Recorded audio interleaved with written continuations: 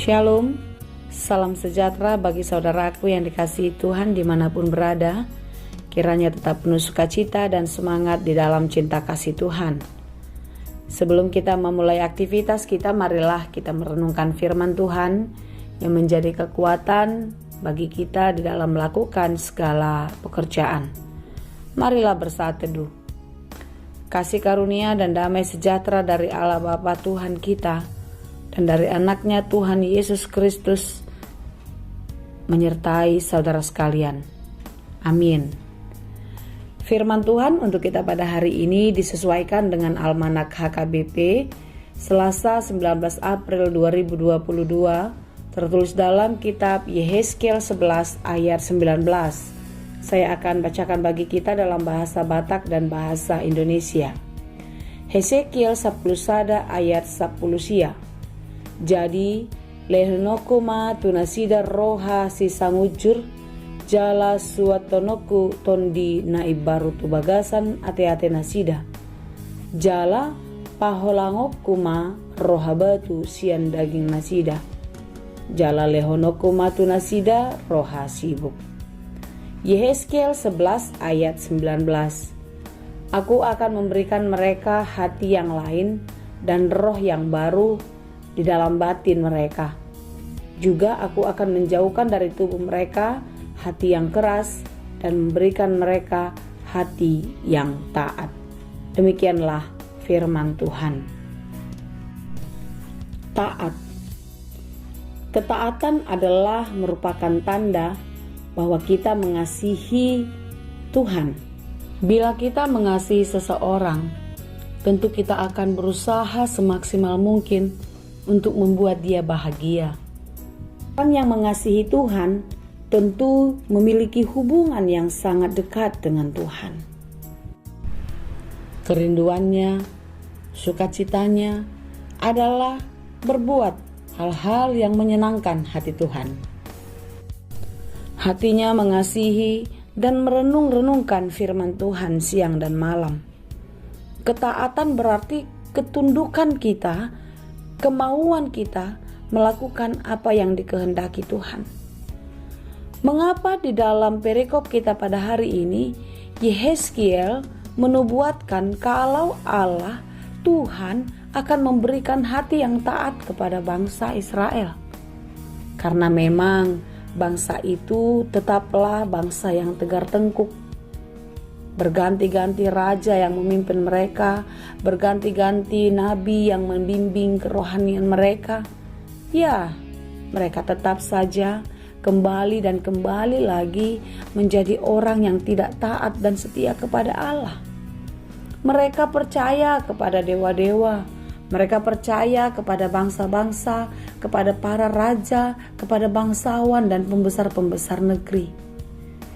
Itulah sebabnya kitab Yehezkiel ini secara khusus di pasal 11 ini adalah nubuatan Nabi Yehezkiel yang akan ditunjukkan Allah kepada bangsa Israel, kepada generasi ke generasi umat pilihan Tuhan. Tentu yang dimaksud di dalam perikop kita yang memberikan mereka hati yang lain dan roh yang baru itu merujuk kepada Tuhan Yesus Kristus. Ketika Yesus Kristus mati dan bangkit, lalu dia akan naik ke surga, dan pada hari ke-50 setelah dia bangkit, maka roh Allah, Roh Kudus akan turun ke bumi. Karena tidak ada kekuatan, tidak ada roh yang ada di bumi ini yang dapat mengubah kehidupan manusia. Tidak ada satu kekuatan pun yang mampu melakukannya. Itulah sebabnya hanya kuasa dan roh Allah sajalah yang bisa mengubah kehidupan manusia, yang bisa mengubah kehidupan umatnya seperti apa yang dikehendaki Bapa. Kematian dan kebangkitan Yesus itu mengubah kehidupan orang-orang yang dikasihinya. Dia mengubah yang lemah menjadi kuat, mengubah yang takut menjadi hidup lebih berani. Dia juga mengubah hati yang tidak taat menjadi penurut kepada Tuhan.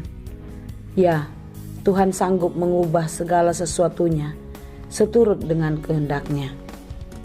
Tuhan mau agar umatnya mendengar suaranya. Tuhan mau kita orang-orang yang mengasihi Dia, sungguh-sungguh percaya, setia, dan taat kepada kehendak Allah. Manusia jatuh ke dalam dosa. Dosa membuat manusia memberontak kepada Tuhan, tidak taat, tidak takut, dan jauh daripadanya. Untuk itulah Yesus Kristus harus menjadi manusia untuk menyelamatkan, untuk menebus dosa-dosa kita. Hanya Roh Kuduslah yang dapat mengubah kehidupan kita.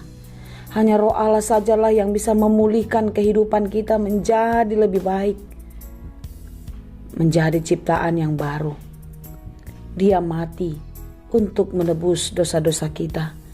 Dia mati untuk mematikan kehidupan kita yang penuh dengan dosa, agar kita dihidupkan kembali, bangkit bersama-sama dengan Yesus, memulai kehidupan yang jauh lebih baik, hidup di dalam hati yang lemah lembut, hati yang baru di dalam kuasa dan kasih Tuhan, hidup di dalam ketaatan hanya kepada Tuhan. Saudara yang dikasihi Tuhan, tentu pengorbanan Yesus di kayu salib bukanlah harga yang murah. Kita sudah ditebus dengan harga yang mahal, yaitu darahnya sendiri untuk keselamatan kita. Oleh karena itu, saudara-saudara yang dikasihi Tuhan, hendaklah kita berubah menjadi lebih baik, hidup baru di dalam kasih Tuhan, hidup yang lemah lembut, hidup penurut dan taat hanya kepadanya. Itulah yang menjadi nubuatan Nabi Yehezkiel kepada seluruh umat. Saudara-saudara yang dikasihi Tuhan, memang terkadang kita seperti bangsa Israel. Kita percaya, tetapi di lain waktu kita mulai ragu.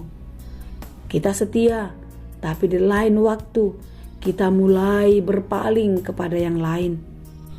Terkadang pergumulan dan persoalan-persoalan yang terjadi di dalam kehidupan kita membuat kita sulit untuk bertahan, setia dan percaya kepada Tuhan. Sekarang marilah kita melihat apa yang akan dikerjakan Tuhan di dalam kehidupan kita. Bila kita mau dipimpin dan dibimbing Roh, di dalam roh kasih yang daripada Tuhan, maka roh kita akan diperbaharui, batin kita akan dikuatkan, sehingga kita akan hidup lebih baik, hidup yang dijauhkan dari hati yang keras, dari kesombongan, dari kedurhakaan terhadap Allah. Tetapi di dalam kuasa dan kasih Tuhan, kita diberikan hati yang taat dan penurut hanya kepadanya. Saudara-saudara yang dikasihi Tuhan, memang kita bukanlah orang yang sempurna. Kita terkadang lupa, bahkan kita terkadang dengan sengaja untuk berpaling dari Allah. Kita lebih membutuhkan orang-orang yang ada di sekitar kita, pasangan hidup kita, orang tua, sahabat. Kita lebih bergantung kepada mereka. Oleh karena itu, saudara-saudara yang dikasihi Tuhan, tetaplah percaya kepada Tuhan. Jangan lagi berpaling, jangan lagi menyimpang dari jalan yang dikehendakinya. Berjalan dalam terang kasih Tuhan.